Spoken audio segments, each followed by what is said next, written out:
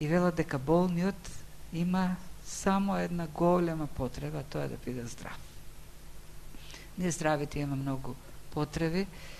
Оние кои немаат работа, велат мојата најголема потреба е да најдам добра работа. Оние кои немаат брачен партнер, велат мојата најголема потреба е да си најдам сопруг или сопруга. Имаме различни потреби, секој мисли дека неговата потреба е најголема. И сите овие потреби се големи, што ги кажам. Меѓутоа има една потреба која е најголема за секој. Потребата да биде помилуван. Овие денови, овој месец се говори многу за помилување. Има едни кои се борат со се што им стои на располагање, да го зачуват помилувањето, додека има друга група на луѓе кои па со се борат тие што се помилувани да бидат одмилувани. Не е тоа најголемата потреба. Најголемата потреба е човек да биде помилуван, меѓутоа да биде помилуван од Бог. Бог да му ги прости гревовите пред да ја напушти оваа земја, пред да се соочи со вечниот Божи суд. Другите потреби се важни. Важно е да имаме добра работа. Важно е човек да се радува на семејната радост. Важно е човек да биде здрав. Меѓутоа сите овие благослови кои се од Бог ја губат вредноста, смислата, ако човек ја нема задоволено основната, најважната потреба. Да се помири со Бог, да му бидат простени гревовите. Тоа е помилување, тоа е единственото решение човек да се ослободи од вината, која всушност е еден од најголемите проблеми за човекот. Осудата на совеста, вината со која се бори, бидејќи знае длабоко во себе дека некада застранил и прави нешто што не се по Божјата воля. И непријателот на човечката душа ја знае ова длабока потреба на човек, тоа најголема потреба. И затоа постојано се обидува да внесе забуна, да внесе недоразбирање, да внесе заблуда во поглед на оваа потреба.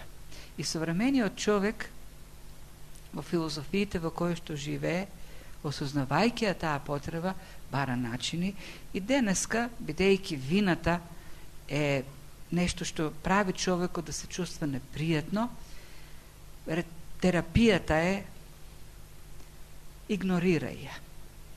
Ние треба, човекот бидејќи е највреден од се, треба постојано да се чувства пријатно.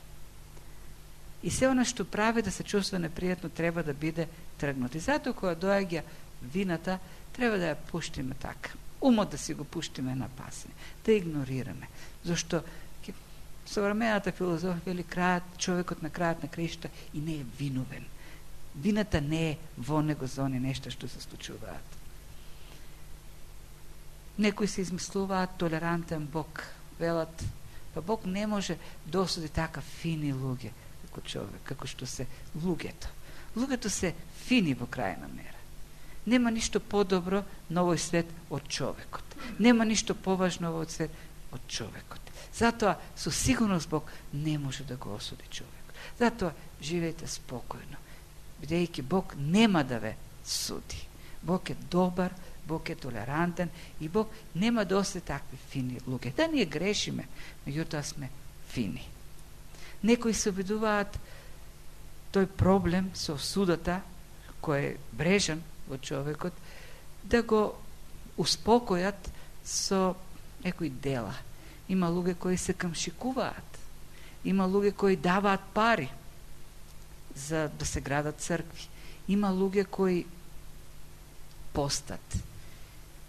И така сметат дека ќе се успокојат совеста. Во текстот што гледаме, што ќе го разгледаме, ќе видиме дека единственото решение е во Христос. Она што Христос го направи. Делото на Господ Исус Христос е она што носи ослободување. Она што го прави човекот да биде слободен како што Бог го создал. Веќе видовме, нели, во предходните изучувања, во посланието до Ефешаните, Апостол Павле од 3 до 14 стих во една долга реченица, и тоа во оригиналниот текст е една реченица, една долга мисла. Во неа ги концентрира духовните благослови, духовните богатства што ги имаме на небесата во Христос. Тој започнува со благословување на Бог, кој не благословил со секаков духовен благослов. И понатаму ги изредува тие духовни благослови, се тие богатства на благодат што ги добиваме од Бог. Видовме дека во тоа дело на спасение се вклучени и трите личности во Божествената Троица. Видовме минатиот пат дека Бог е оној кој не избрал и не предопределил да бидеме свети и непорочни. Видовме дека и она што е значено истакнато во 4 стих, тој тоа го направил уште пред создавањето на светот. Уште пред да постои било што, кога само Бог постоел, ние тогаш сме биле во Божјото срце. Ние тогаш сме биле во Божјата мисла, тогаш сме биле во Божјата намера. Некакви можности, толку реални личности, Бог не знаел во нашата потреба, такви какви што сме, и Бог не избрал да бидеме негови, да му припаѓаме нему. Бог не избрал да бидеме непорочни. Бог решил уште тогаш да не ослободи од вината, од дамката што гревот и остава во срцето, да не привлече да бидеме негови синови и ќерки, да не посини, да не посвои, да станеме дел од неговото семејство. И сето тоа не зашто заслужуваме, не зашто има нешто во нас добро што го принудило Бог, туку сето тоа заради Божјата благодат. Зашто Бог е добар, зашто е милостив, зашто е љубов, зашто тој наоѓа задоволство и радост во спасението на грешниот. По негова воля, зашто тоа беше неговата воля, вели апостол Павле. И сега од 7 стих се пренесуваме на територијата на Синот Божи. Она што основата на спасението е дадена од Отецот. Отецот, Божјата воља е тоа. Планот на Отецот е тоа. Ние сме избрани и предопределени да бидеме посвоени дел од Божјото семејство, откако ги бидеме очистени, тоа е без прекор, без укор од страна на Бог. Но целиот тој план, гледаме, од страна на Отецот се реализира преку делото на Синот Божи, Господ Исус Христос. И затоа нели во 7 стих вели во Него, откако предходно во 6 стих ни пишува дека во Христос е сето тоа, преку Христос. И во Него вели имаме откуп, преку неговата крв простување на гревовите. Она што го наумил Отецот, она што како основа за спасение го поставил Отецот, се реализира преку делото на Господ Исус Христос. И од 7 до 12 стих го гледаме тоа дело на Господ Исус Христос. Што тој направи, како тој го доведе во дејство Божиот план за спасение. И што можеме да видиме во тоа дело на Господ Исус Христос? Имаме ослободување или откуп. Она што беше. Крајната цел на откупот е ослободување. Идејата за откуп ја представи Гаго на почетокот и овој збор тука што апостол Павле го потреба правилно е пренесен во нашиот превод. Во кого имаме откуп? Во кого? Во Христос. 6 стих завршува со Господ Исус Христос. Во Него имаме откуп и преку неговата крв и простување од гревовите, преку Христос. Меѓутоа тој збор откуп, кој добро е пренесен овдека, теолошки, во сам по себе во древноста има поинакво значење. Не е невообичаено авторите во Библијата да си имат некој збор и кога ќе го стават во Библијата да добие библиско теолошко значење. Овој збор значи откуп, меѓутоа оригинално значи ослободување, зашто откупот всушност има за цел ослободување. Навистина ние сме откупени од Христос, зашто? За да бидеме слободни, ослободени.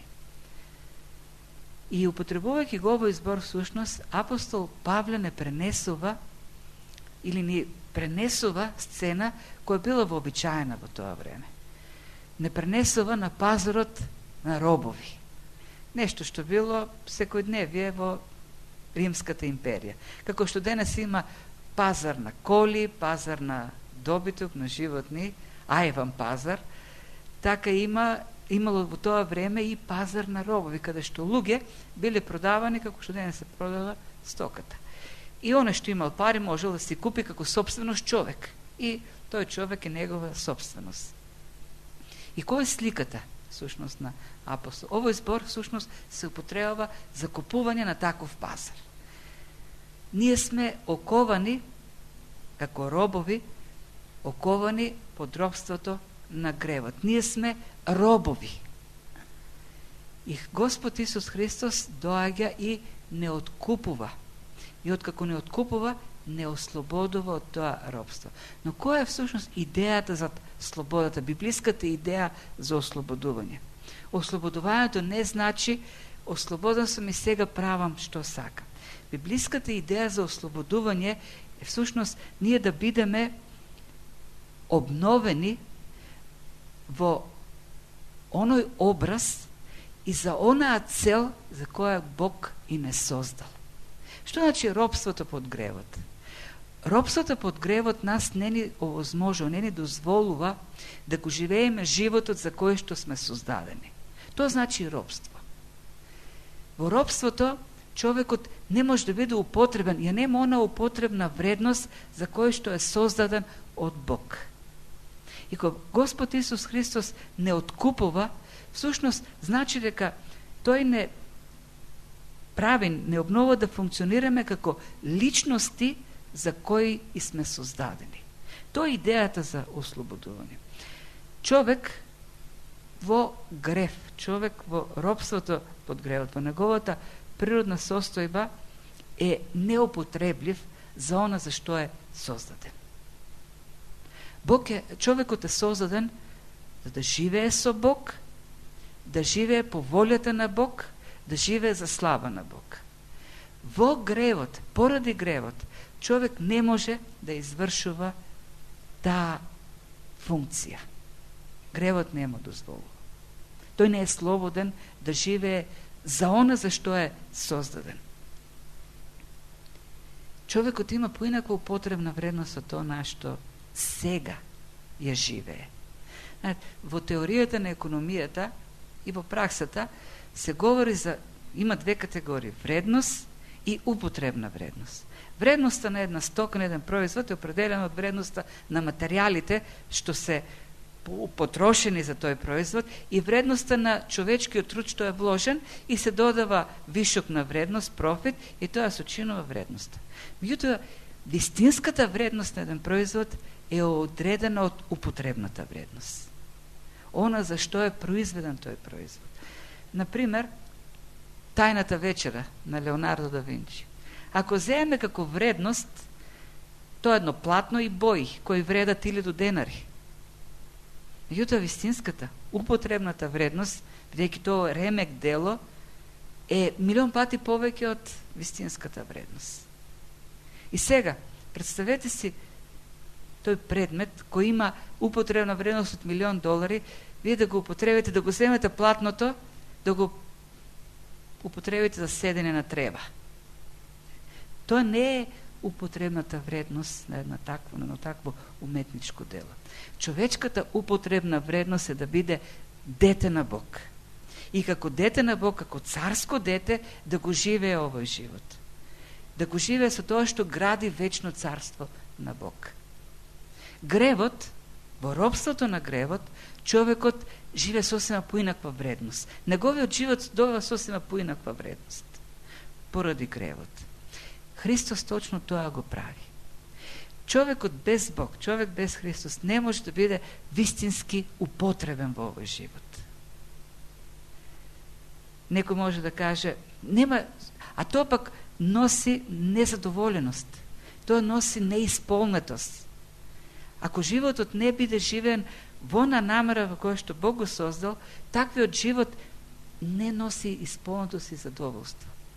Некој може да каже, како може човек без Бог да биде неупотреблив? Јас знам многу луѓе што не веруваат и се многу способни, многу талентирани, постигнале многу во животот. Како воопшто можеме луѓето без Бог да ги наречеме функционално неупотребливи? Да, луѓето без Бог, без верата во Бог, можат да направат многу работи. Но колку сето тоа ќе донесе вистинска смисла на нивниот живот? Тоа е прашањето. Зашто сите ние, во крајна мера, ни доаѓат моменти во животот кога се што правиме, сиот труд што го вложуваме, сето време што го поминуваме, почнува да ни изгледа безсмислено и безвредно. Без Бог, ако го нема Бог во нашиот живот, ако го нема Бог во ова што го правиме, сите ние ќе дојдеме на крајот до сознанието дека сето ова што го правиме е безкорисно. На крајот на краиштата. Се она што го правиме, на крајот на краиштата по известно време ќе биде безкорисно, безсмислено. Смртта, сознанието за смртта, на крајот го носи тоа чувство на безсмислие, безкорисност, безвредност на се што правиме во животот. Ние постојано сме прогонувани од таа тажна реалност дека е залудно се што правиме. Тоа е животот без Бог. Тоа е она лажна вредност на животот што гревот го наметнува, кога не одделувајќи не од Бог. Само животот заедно со Бог, ослободени во Христос, може да даде смисла, исполнетост, вистинска вредност. Вклучувањето на Бог во животот значи вклучување на вечност, вечна вредност на се што правиме. И ова што го правиме не е безсмислено, не е безкорисно, зашто тоа вклучува во себе вистинска вредност, нешто што останува од целата вечност. Има една книга напишано од Освалд Сандерс, соочувајќи се или исправувајќи се пред осаменоста, и во таа книга тој говори за обидите на човекот, празнотијата, незадоволеноста, да ја покрие со богатство или со задоволство. И тој дава еден заклучок дека богатите луѓе кои се стремат преку богатство да стигнат до тоа, всушност се понесрекни од сиромашните, а пак оние што се стремат кон задоволство, вели, се понезадоволни од останатите. И дава, вели, пример, оние забавувачите, оние што ги забавуваат другите да се весели, се по-тажни од оние што ги забавуваат. И на крајот нели стигнува тоа сознание. Дава пример со еден човек, Хенри Мартин. Хенри Мартин е човек кој живел во Англија, студирал на Кембридж математика и бил еден од најмладите, станал еден од најмладите доктори на науки на Кембридж. На 20 години веќе ги имал сите академски и сите титули што можат да се стекнат во таа област. И тој на 24 години вели вака: постигнав многу и се што постигнав донесе само сенка во моето срце. Сакам живот кој ќе го посветам на Бог. И одешол во Индија како мисионер и кога одешол се помнил и рекол: Господи, сакам да изгорам за Тебе. Сакам мојот живот како жртва да се слее за Тебе. Да се излее, како што нели апостол Павле во Филипјаните вели: се излеам како жртва се паленица над олтарот. И навистина тој се изгорал, што се вели за Господ. Го посветил животот, живел уште 7 години, почнал 31 годишна возраст. Направил многу нешта во Индија. Е превел Библијата на 3 многу тешки источни јазици. И пред крајот на животот вели: последните 7 години што ги работев, тие години го осветлија моето, го осветлија срцето. Ми го осветлија животот. И тоа е вистинската вредност на животот. Затоа дојде Господ Исус Христос. Човечките достигања сами по себе не носат задоволеност. Тие ќе го исполнат животот кога ќе добиеме слободата или откупот од Господ Исус Христос. Во нашата природна состојба во која ние се раѓаме, сме есенцијално безкористни за онаа цел за која што Бог не создаде. А целта е на Бог да живееме заедно со Него, да живееме во Неговото во неговата близина, во неговото семејство и да ја вршиме неговата воља. Поради гревот ние се чувствуваме запустени. Поради гревот ние се чувствуваме без вредност. Иако имаме голема вредност, бидејќи сме Божјо создание. Може би нашата вредност како физика, како материја никаква. Што сме ние? Месо, коски, крв, вода. Меѓутоа нашата употребна вредност е вечно богатство. Е припадници на Божјото семејство. Он круната на Божјото создание. Гревот сето тоа го руши. Робството под гревот го руши сето тоа. И робството под гревот води до тоа чувство на незадоволеност, до таа фрустрација на човекот. Да не може да биде она за кој што е создаден од Бог. И што направи Христос? Дојде, ги скрши оковите на гревот. Не откупи. И тоа е суштината овдека, ослободувањето. Во теологијата дискусиите се во тоа на кого Христос плати откуп, дали на сатаната плати, дали на Бог плати. Не, идејата овдека е дека ние сме ослободени конечно од она што не држи да бидеме фрустрирани, да бидеме незадоволни, да ни пропадне животот, за кој што и сме создадени од Бог. Тоа како не ослободува, не обновува да имаме плодоносен живот. Живот кој ќе носи принос во целата вечност. Тоа е откупот од страна на, тоа е ослободувањето. Ние во Христос имаме ослободување.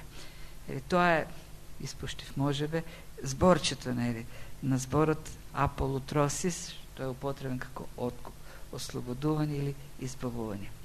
А како го направи тоа тој?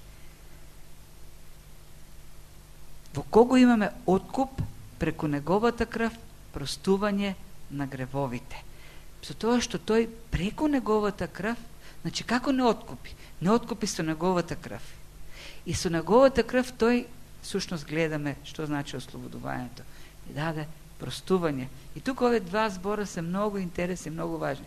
Простување на гревовите. Зборот гревови не е вообичајниот хамартија. Друг е зборот. Зборот е параптома, кој всушност значи престап. И во другите наши преводи не е преведено како простување на гревовите, туку простување од престапите. Што значи зборот престап? Или овој тука параптома? Овој збор се користи кога човек направи некакво нарушување, но тоа нарушување е кардинално, тоа значи промашување на се. Например, кога скокале во далечини, знаеме, кога има надпред скок во далечина, има правило, не смееш да настапиш на линијата. 1 милиметар, 2 ако настапиш, ти си дисквалификуван. Може да скокнеш повеќе од другите, може да си најдобар од сите. Меѓутоа, тој престап те елиминира. И за тебе завршена е кариерата, завршена над преварот. Се ти е напразно, сиот труд ти оди напразно. Овдека во овој збор, всушност, апостол Павле говори за престапот што ние го правиме и кој не елиминира понатамо. И нас носи таа фрустрација. Заради тие престапи ние имаме смрт. Казната за гревот е смрт. И таа смрт нас не елиминира од она цел кој Бог има за нас. Ние живееме, меѓутоа без резултат. Нема полза нашиот живот. Зошто? Зошто сме направиле престап. Зошто сме ги нарушиле правилата. Зашто не го живееме оној живот кој Бог сака да го живееме. Тоа остава, што кој ќе направиш престап, кој те дисквалификува и потоа живееш со горчина, со разочарување. И што направи всушност Христос? Не ги прости гревовите или не го прости престапот, престапите. Престапот всушност е целиот живот овдека е вклучен. Целиот залуден живот што го живееме. Тој ни го тргна тој живот и ни дава нов живот. Како? Простувајќи ни го престапот. И зборот простување или афесис значи нешто избришено како никош да не постоело тоа. Како никош да не било тоа. Преку крвта Господ Исус Христос избриша секаква дамка, секаква трага од престапите во нашиот живот. Зошто? За да нема повеќе ништо што тежи во нашиот однос со Бог. Да не постои ништо повеќе што тежи за да го живееме животот за кој што сме создадени од Бог. За да нема никаква веќе пречка да бидеме во Божото семејство, осиновени, непорочни и свети, привлечени, одделени за Бог, да му припаѓаме на Бог. Се она што пречи е тргнато. Тие престапи веќе не тежат на совеста на човекот. Тие не се веќе вина пред Бог.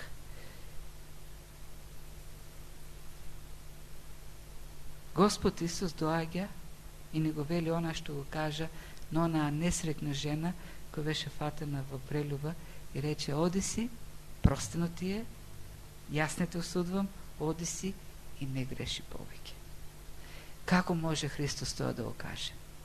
Бидејќи пролеа крв.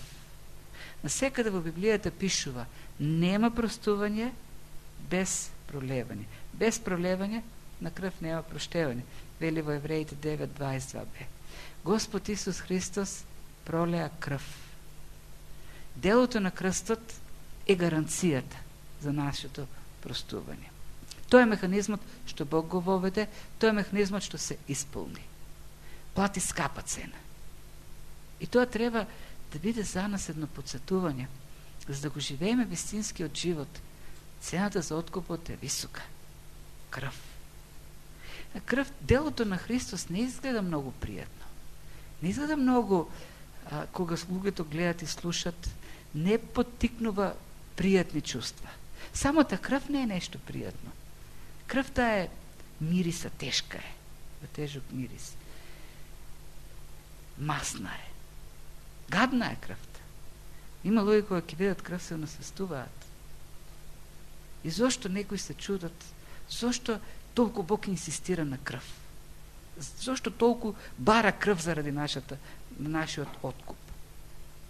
Ами, таа крв која ни е непријатна покажува што е вината на човекот. Е слика за самата вина. Осудата на човекот не е непријатна. Осудата на човекот е смрт. Не е пријатно. Казната за нашиот престап е смрт. Тежината што човекот ја носи заради животот што го живее оддален од Бог е нешто непријатно. Колку што е непријатна крвта што се лееше на крстот. Господ пролија крв зашто ние заслужуваме да умреме. Тој го зеде нашиот идентитет реално. И тоа реално стана грев, како што пишува во 2 Коринтијани. Оној кој не знаеше за грев, Бог го направи грев заради нас, за да станеме Божја праведност во него. Библијата е многу јасна и откриена колку е сериозна состојбата на човекот. Многу е сериозна. Знаете, современа филозофија, хуманистичката филозофија, современата филозофија, која ги релативизира работите, дава такви лесни некои механизми како човекот да се ослободува од вината, зашто секој е свесен за вината за гревот. Вината тежи како осуда на совеста. Човекот го осознава тоа во себе. И современата филозофија, посебно на учењето за бихевиоризмот, нуди така релаксирачки некои филозофии, кај ние сме еволуирани животни и човечкото поведение е резултат на животните инстинкти. Ние носиме гени од родителите, наследни особини, ние сме продукт на средината, има стресови во нашиот живот. Сето тоа прави да бидеме такви какви што сме. Затоа не треба многу да се оптоваруваме совеста со вина заради постапките, кои многу пати се резултат на околностите. Еве, некој ќе направи блудство. Ами човекот беше под стрес. Тој имаше потреба да го направи тоа, да го сватиме човекот. И сето тоа така се релативизира. Имаше проблеми во бракот и тоа беше единственото решение да се спаси бракот. Има такви филозофии денес. Ако тоа е вистината, ако тоа е излезот, тешко нам. Зашто гледаме дека не помага. Човекот останува под товарот на вината, под товарот на осудата. Човекот и понатаму останал да биде малтретиран, не функционира, не действува.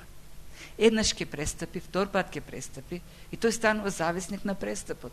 И никако пак да се ослободи од вината што се ја носи. Зашто е роб. Роб е на гревот. Зашто живее празен живот, безсмислен живот. Зашто него живее животот што Бог го има за него. И тоа нешто апостол Павле овдека го потенцира. Нема спас, нема ослободување без откупот во крвта на Исус Христос. Тоа е. Библијата е многу јасна. Нашата состојба е сериозна. Не ја релативизира состојбата на човекот.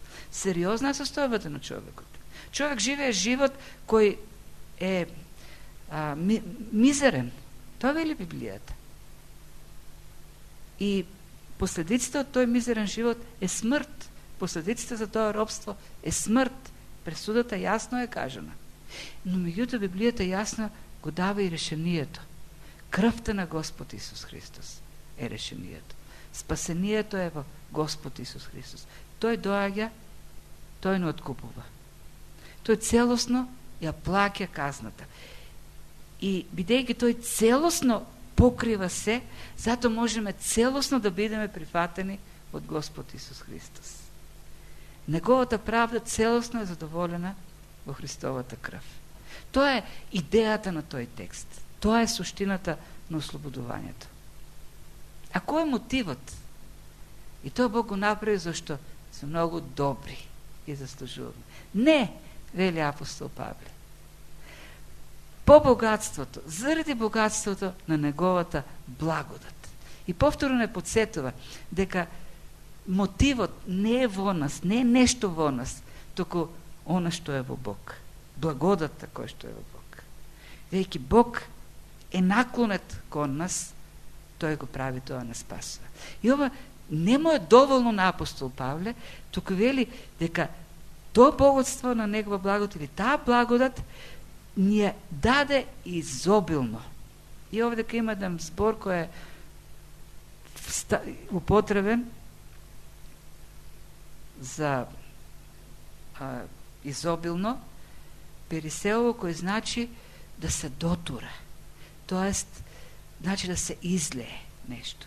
Кога се излева, обично, кога сакаме да кажеме за изобилство, говориме истура, излева. С други збори, Бог истура благодат над нас. А зборот истурање, всушност, или изобилно долевање, говори за да ти дадат нешто што е многу повеќе од колку што е потребно. Се излева, она кога врне дожд, како што велиме, како од кофа истура. Тоа е идејата на тој збор овека што е потребно. Благодата на Бог како од кофа се истура на нас. А зошто тоа е важно? Важно е зашто кога говориме за ослободување или за откуп, не мислиме само еден миг, еден момент, не едно искусување. Ке поверуваме, тој ќе ни ги прости гревовите, ни дава можност за нов живот, свет живот, кој сега ние треба да го зачуваме, да биде свет. Ако така, тогаш повторно сме загубени. Зашто никој не може да го зачува животот свет. И затоа потребно ова изобилство на благодат. Што значи тоа изобилство на благодат? Тоа значи дека ослободувањето е секојдневно искуство. Ослободувањето е секојдневно преживување. Простувањето е секојдневно доживување на човекот.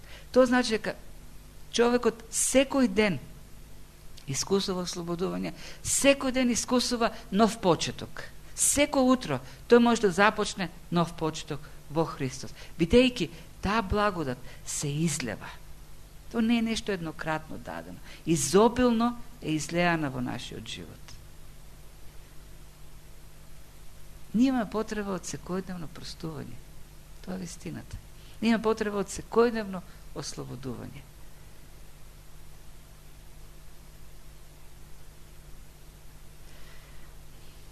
Го снема.